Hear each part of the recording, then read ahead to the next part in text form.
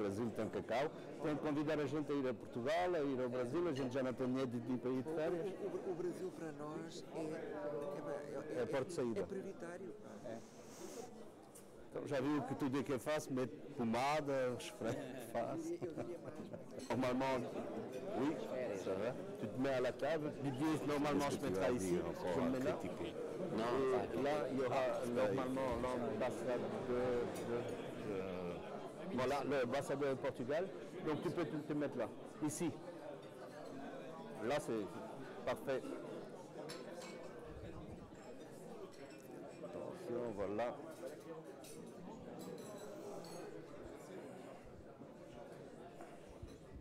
C'est pas tellement en Asie du Nord. Bon. On complique de plus en plus à des enfants. Vous avez vu que monsieur Maréchal était là? Je te dis bonjour, je l'ai installé à table. La table où on a mis des chaises. Qui t'a dit? Didier.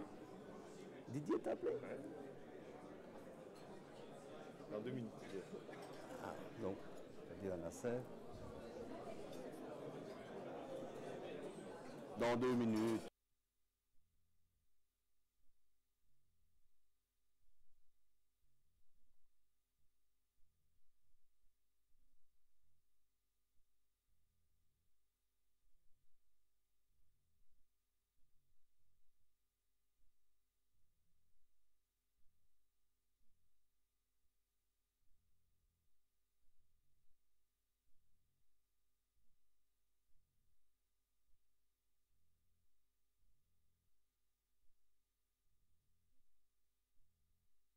Monsieur le vice-premier ministre, Madame, Messieurs les ambassadeurs, Monsieur le consul, Mesdames et Messieurs les échevins et conseillers, Mesdames, Messieurs, le monde a changé et en moins de 25 ans, le virtuel est partout.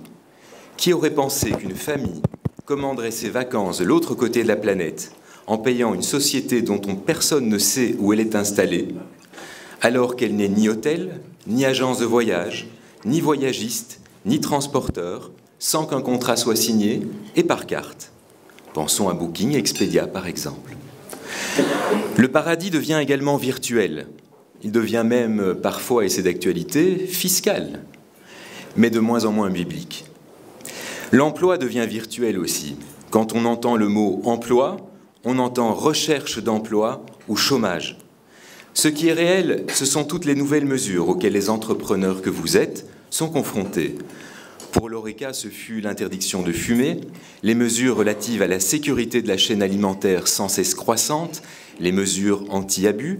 Pour les hôtels, les taxes de séjour qui ne sont plus imposées aux séjournants, mais aux hôtels. La réalité est devenue étrange, vous ne trouvez pas? On ne fume plus dans l'Horeca et les boîtes et les caisses noires sont celles du fisc tout bientôt. Il est important de revenir aux fondamentaux. Notre devise nationale, c'est « l'union fait la force ». Cela ne doit pas être virtuel. La Fontaine disait que toute puissance est faible à moins que d'être unie. La Belgique a été créée par une révolution non anarchique, de classe moyenne, commerçants, journalistes et même avocats. Aujourd'hui, l'ennemi n'est plus un pays ou un envahisseur, mais un état d'esprit, le défaitisme et l'austérité. Hospitalité, tourisme, commerce ont pour mission d'accueillir, de sourire, d'investir sans jamais délocaliser. Le secteur Horeca, c'est le sourire. Il est donc logique qu'une dynamique forte et souriante provienne du secteur de l'hospitalité. C'est dès lors avec plaisir que j'invite Monsieur le Président Roch pour vous annoncer une union qui doit faire force. Monsieur Roch, vous avez la parole, en tout cas dans ce micro-ci.